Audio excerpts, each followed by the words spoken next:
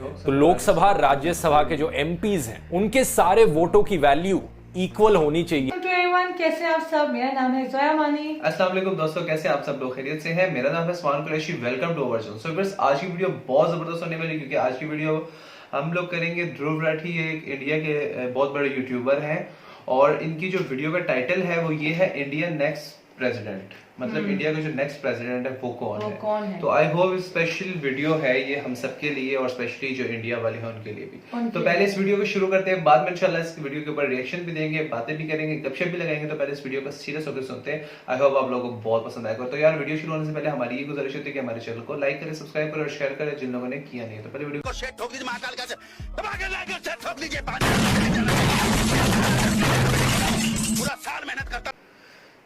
नमस्कार दोस्तों, हाल ही में हुई इंडियन प्रेसिडेंशियल इलेक्शंस के बाद अब द्रौपदी मुर्मू बनेंगी इंडिया की नई प्रेसिडेंट। क्या आप जानते हैं ये ऐसी इलेक्शंस थी जिसमें आम जनता वोट नहीं डालती, बल्कि हमारे द्वारा चुने गए नेता लोग इन इलेक्शंस में वोट डालते हैं। शायद से सबसे खास बात यह है इन प्रेसिडेंशियल इलेक्शंस के बारे में कि इनमें 1 पर्सन 1 वोट का फंडा नहीं काम करता। जब हम लोग स्टेट इलेक्शंस या सेंट्रल इलेक्शंस में वोट डालने जाते हैं तो हम में से हर किसी के वोट की कीमत एक ही होती है, लेकिन इन प्रेसिडेंशियल इलेक्शंस में कुछ पॉलिटिशियंस के वोट की कीमत ज्यादा होती है और पॉलिटिशियंस। आइए समझते हैं कि ये पूरा प्रोसेस एग्जैक्टली कैसे काम किया।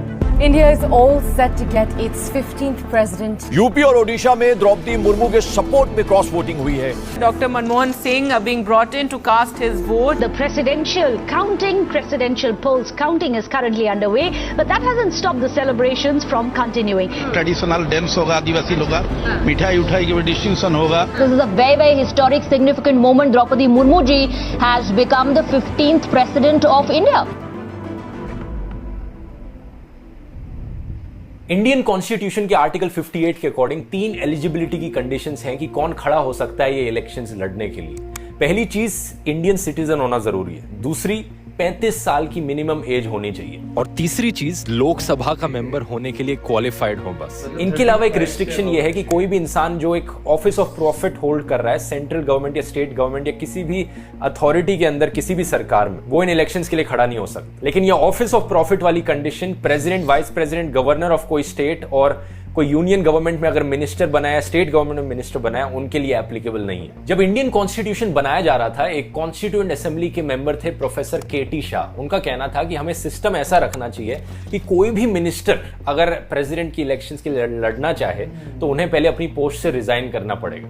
लेकिन डॉक्टर B.R. अम्बेडकर ने इस सजेशन को रिजेक्ट कर दिया था, ये कहकर कि अगर हमने ऐसा सिस्टम रख दिया तो बहुत से मिनिस्टर्स को अगर इलेक्शंस के लिए खड़ा होना है उन सबको रिजाइन करना पड़ेगा और देश में एडमिनिस्ट्रेटिव केओस आ जाएगा। तो यही रीजन है कि सिस्टम इस तरीके से बनाया गया। अब अगला सवाल यह है कि कौन कौन वोट दे सकता है इन प्रेसिडेंशियल इलेक्शंस में। इसका सीधा जवाब है इलेक्टोरल कॉलेज, मतलब लोकसभा और राज्यसभा के इलेक्टेड मेंबर्स प्लस अलग अलग स्टेट्स में लेजिस्लेटिव असेंबलीज के इलेक्टेड मेंबर्स प्लस दिल्ली की न्यू यूनियन टेरिटरी और पुडुचेरी की यूनियन टेरिटरी के इलेक्टेड मेंबर्स। याद रखिए यहां पर इलेक्टेड मेंबर्स कहा जा रहा है। तो राज्यसभा में जो नॉमिनेटेड मेंबर्स हैं वो वोट नहीं दे सकते।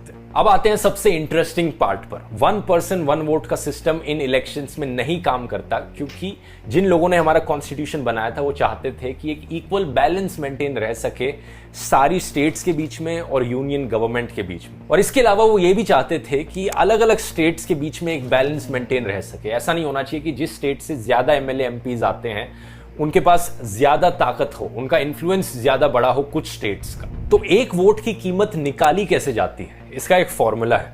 जो एक स्टेट की टोटल पॉपुलेशन है उसे डिवाइड करो by the total number of elected members of the state assembly. जो इसका रिजल्ट निकलेगा उसे 1000 से डिवाइड करो फिर जो रिजल्ट आएगा उसे राउंड ऑफ कर दो to the nearest whole number. एक इंपॉर्टेंट पॉइंट यहां पर यह है कि जब हम एक स्टेट की पॉपुलेशन देख रहे हैं तो साल 1971 में जो पॉपुलेशन थी उस स्टेट की वो कंसिडर करी जाती है। इसके पीछे रीजन ये है कि इंडियन कॉन्स्टिट्यूशन का आर्टिकल 81 कहता है कि लोकसभा का कॉम्पोजिशन 1971 की पॉपुलेशन के अकॉर्डिंग होना चाहिए जब तक साल 2000 के बाद पहला सेंसस पब्लिश ना हो गया हो। लेकिन जैसे कि हम जानते हैं पहला सेंसस क्या, उसके बाद तो 2 और सेंसस हो चुके हैं साल 2000 के बाद। लेकिन हुआ क्या कि 2002 में इस डेट को पोस्टपोन करके 2026 तक कर दिया गया था। तो उसके बाद ही अब रीएडजस्टमेंट करी जाएगी, जो कि मोस्ट प्रोबेबली उसके बाद जो अगला सेंसस लिया जाता है उसके अकॉर्डिंग होगी। तो 2031 में जो पॉपुलेशन होगी उसके बाद इस पूरे सिस्टम को एडजस्ट किया जाएगा। अभी के लिए हम 1971 की पॉपुलेशन ही लेंगे।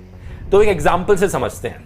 हरियाणा की पॉपुलेशन 1971 में थी 1,36,808। हरियाणा में total number of legislative seats हैं 90। इस नंबर को 90 से डिवाइड करो, आता है 1,11,520। अब इसे 1000 से डिवाइड करो, आएगा नंबर 111.52। अब हम इसे राउंड ऑफ कर देंगे to the next whole number, ये हो गया 112। 112 अब वैल्यू है हरियाणा के एमएलएस की वोट की। तो हरियाणा से कोई एमएलए अगर प्रेसिडेंशियल इलेक्शंस में वोट डालेगा तो उस एक वोट की कीमत 112 होगी। अब यही चीज हर स्टेट में एप्लीकेबल है और इस सिस्टम के अकॉर्डिंग उत्तर प्रदेश के जो एमएलएस हैं उनकी वोट की कीमत सबसे ज्यादा है, उनकी एक वोट की कीमत 208 है। और सबसे लोएस्ट जो वैल्यू है वो सिक्किम वाले एमएलएस की है, वहां पर सिर्फ 7 है एक वोट की वैल्यू। अब टोटल में सारे वोट्स की वैल्यू कितनी हुई, फिर से हरियाणा के एग्जांपल से समझते हैं। हरियाणा में जो टोटल वैल्यू ऑफ वोट्स होंगे वो होंगे 1 value of vote multiplied by the total number of votes. तो 112 मल्टीप्लाइड बाय 90, 10,080। अब इसी सेम वैल्यू को हर स्टेट के लिए कैलकुलेट कर लो, दिल्ली और पुडुचेरी के लिए कैलकुलेट कर लो, लेकिन जम्मू एंड कश्मीर को बाहर रखा जाएगा क्योंकि आर्टिकल 370 हटाने के बाद से एक्चुअली में जम्मू एंड कश्मीर एक स्टेट नहीं रही। 2 यूनियन टेरिटरीज अब बन चुकी हैं, लद्दाख और जम्मू एंड कश्मीर की। और क्योंकि इन यूनियन टेरिटरीज में कोई लेजिस्लेटिव असेंबलीज नहीं है, ये प्रेसिडेंट्स रूल के अंडर है, तो अब यहाँ के पॉलिटिशियंस वोट नहीं कर सकते प्रेसिडेंशियल इलेक्शंस। पहले total number of value of votes of Jammu and Kashmir थी 6,264। तो इसे हम सब्ट्रैक्ट कर देंगे और जो बाकी बची हुई स्टेट्स और यूनियन टेरिटरीज हैं जिन्हें काउंट किया जाता है प्रेसिडेंशियल इलेक्शंस के लिए, इनकी फाइनल वैल्यू बनेगी 5,43,231। लेकिन ये तो हुई सिर्फ एमएलएस की बात, जो स्टेट गवर्नमेंट्स में हमने एमएलएस को चुना है। लेकिन जैसा मैंने बताया, जिन लोगों ने हमारा कॉन्स्टिट्यूशन बनाया था वो चाहते थे कि इक्वल रिप्रेजेंटेशन हो सारी स्टेट्स के बीच में और यूनियन गवर्नमेंट के बीच में। तो लोकसभा राज्यसभा के जो एमपीज हैं उनके सारे वोटों की वैल्यू इक्वल होनी चाहिए इन सारी स्टेट्स के सारे एमएलएस के वोटों के वैल्यू के, और यही होता है। लोकसभा में टोटल में 543 इलेक्टेड एमपीज हैं और राज्यसभा में टोटल में 245 मेंबर्स हैं, जिनमें से 12 एक्चुअली में नॉमिनेटेड है। तो नॉमिनेटेड वालों के हम वोट्स काउंट नहीं करेंगे, बचे इलेक्टेड मेंबर्स राज्यसभा के 233। अब इन दोनों नंबर्स को ऐड करो, 233 plus 543 equals to total 776 elected members of parliament. अब सारे एमएलएस की टोटल वैल्यू ऑफ वोट्स थी 5,43,231। तो सारे एमपीस की जो टोटल वैल्यू ऑफ वोट्स होनी चाहिए वो यही नंबर होना चाहिए, 5,43,231। तो इस नंबर को 776 से डिवाइड करो, आंसर आएगा 700.0399।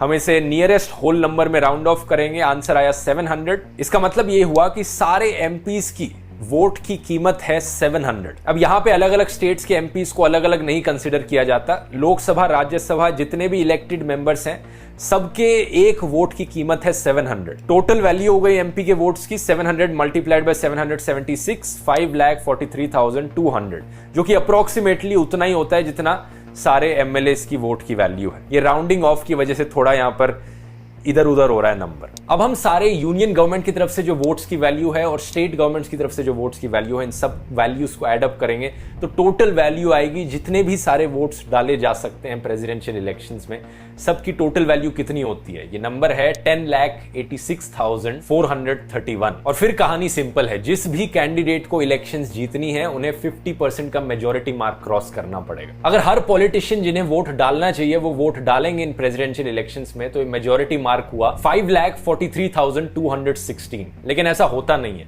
जैसे आम जनता भी जब वोट डालने जाती है, हर कोई एक्चुअली में वोट डालता नहीं है, तो यही चीज प्रेसिडेंशियल इलेक्शंस में भी होती है। तो अभी सिचुएशन क्या थी, राज्यसभा में 5 वैकेंसीज थी, स्टेट असेंबलीज में 6 वैकेंसीज थी, 2 एमएलएस को डिस्क्वालीफाई किया गया था, तो टोटल में 4,025 एमएलएस ही बचे जो वोट डाल सकते थे। लेकिन एक्चुअली में उनमें से 3,991 ने ही वोट डाला। टोटल में 771 एमपीज में से सिर्फ 763 ने वोट डाला। ओवरऑल वोटर टर्नआउट फिर भी 99% का था, जो कि आमतौर पर जो आम जनता के बीच में इलेक्शंस होती है उनमें सिर्फ 60-70% का ही आमतौर पर देखने को मिलता है वोटर टर्नआउट, यहाँ पर 99%। इन इलेक्शंस के बारे में एक और बहुत इंटरेस्टिंग चीज है, ये पॉलिटिशियंस जो वोट डालने जाते हैं इन्हें अपनी पार्टी के द्वारा, ये किसी भी पॉलिटिकल पार्टी के हो सकते हैं, इनकी पॉलिटिकल पार्टी इन्हें फोर्स नहीं कर सकती कि ये पॉलिटिकल पार्टी के पसंदीदा कैंडिडेट को ही वोट करें। जैसे आम जनता की जो इलेक्शंस होती हैं वो भी सीक्रेट बैलेट पर होती हैं, हम सीक्रेटली वोट डालते हैं, किसी के लिए भी वोट डाल सकते हैं बिना किसी को बताए। सेम चीज इन पॉलिटिशियंस के लिए भी है, ये सीक्रेट बैलेट पर वोटिंग करते हैं, बैलेट पेपर पर करते हैं। वैसे ये हम लोग ईवीएम पे करते हैं, ये लोग बैलेट पेपर पर अभी भी करते हैं। और किसको ये वोट डाल रहे हैं किसी को बताने की जरूरत नहीं, यहाँ पर किसी को पता भी नहीं चलेगा। तो ये डेमोक्रेसी के लिए एक बहुत ही अच्छी चीज है कि किसी भी पॉलिटिकल पार्टी के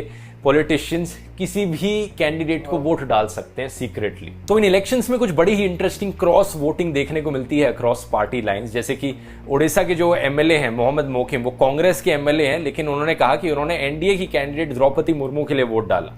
क्यों? क्योंकि वो खुद ओडिशा से हैं, तो उनकी पर्सनल प्रेफरेंस एक्चुअली में द्रौपदी मुर्मू थी। सिमिलरली हरियाणा के जो कांग्रेस एमएलए हैं कुलदीप बिश्नोई, उन्होंने कहा कि उन्होंने द्रौपदी मुर्मू के लिए वोट डाला, उन्होंने अपनी कॉन्शियंस को देखकर वोट किया। वैसे ये इलेक्शंस की कहानी अगर इंटरेस्टिंग लगी दोस्तों, तो यहाँ पर मैं एक ऑडियो बुक रेकमेंड करना चाहूंगा आपको, कुकू एफएम पर, इलेक्शन प्रोसेस इन इंडिया, और डिटेल में समझा रखा है इसमें। कुकू एफएम को तो अब तक आप जान ही गए होंगे, एक बढ़िया ऑडियो लर्निंग का प्लेटफॉर्म है जहां पर ढेर सारी नॉलेजेबल ऑडियो बुक्स आपको सुनने को मिलती है। आमतौर पर इसकी कॉस्ट होती है 399 रुपीज पूरे साल भर के लिए, लेकिन अगर आप कूपन कोड ध्रुव 200 इस्तेमाल करेंगे तो आपको 200 रुपीज ऑफ मिलेंगे, यानी आपके लिए साल भर की कॉस्ट सिर्फ 199 रुपीज पड़ेगी। लिंक इसका नीचे डिस्क्रिप्शन में है, जाकर ट्राई आउट कर लीजिए। तो कुछ इसी तरीके से दोस्तों द्रौपदी मुर्मू ने इलेक्शंस जीती और अब वो बनेंगी इंडिया की नेक्स्ट प्रेसिडेंट। इन्होंने अपने पॉलिटिकल करियर की शुरुआत साल 1997 में करी थी, जब बीजेपी इन्होंने ज्वाइन करी। सेम ईयर उन्होंने काउंसलर इलेक्शंस लड़ी थी और जीती। उसके बाद साल 2000 में वो एक एमएलए बनी, फिर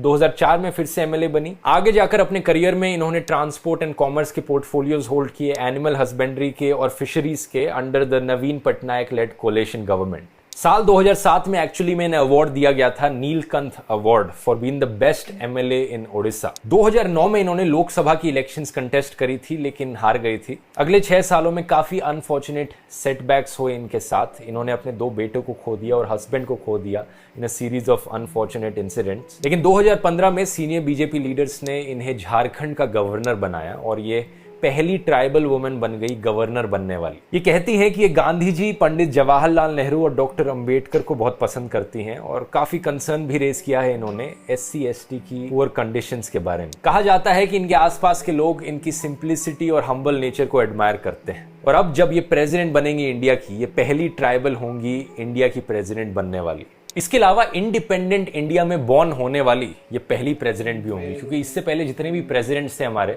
वो आजादी से पहले पैदा हुए। उम्मीद करता हूं वीडियो हमेशा की तरह इन्फॉर्मेटिव लगा होगा। ऐसे ही वोटिंग सिस्टम्स के बारे में अगर आप और डिटेल में जानना चाहते हैं, मैंने पूरी सीरीज बनाई थी इसके ऊपर, यहां पर क्लिक करके उन वीडियोस को देख सकते हैं। बहुत बहुत धन्यवाद।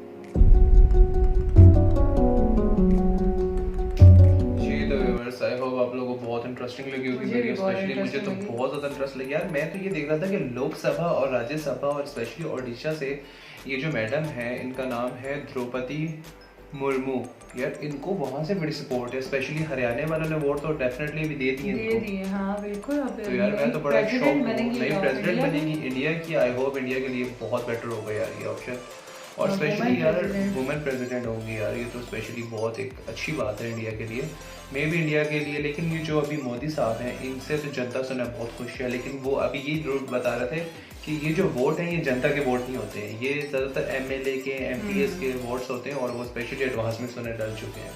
सो व्यूअर्स, आपकी क्या राय है? कमेंट सेक्शन खाली है, जितना प्यार जितनी मोहब्बत देना चाहते हैं दिल कॉल करते, क्योंकि फ्री फास्ट है। और इस तरह की अगर इंटरेस्टिंग मजे की वीडियो देखना चाहते हैं तो हमारे चैनल के साथ जुड़ रहिएगा। और कमेंट सेक्शन खाली है, कमेंट में जितना प्यार जितनी मोहब्बत देना चाहते हैं दिल कॉल कर दे, क्योंकि ये फ्री ऑफ कॉस्ट है। तो मिलते हैं इंशाल्लाह नेक्स्ट वीडियो में। अपना बहुत ख्याल रखिएगा, हम दोनों को दीजिए इजाजत। अल्लाह हाफिज़। अल्लाह हाफिज़।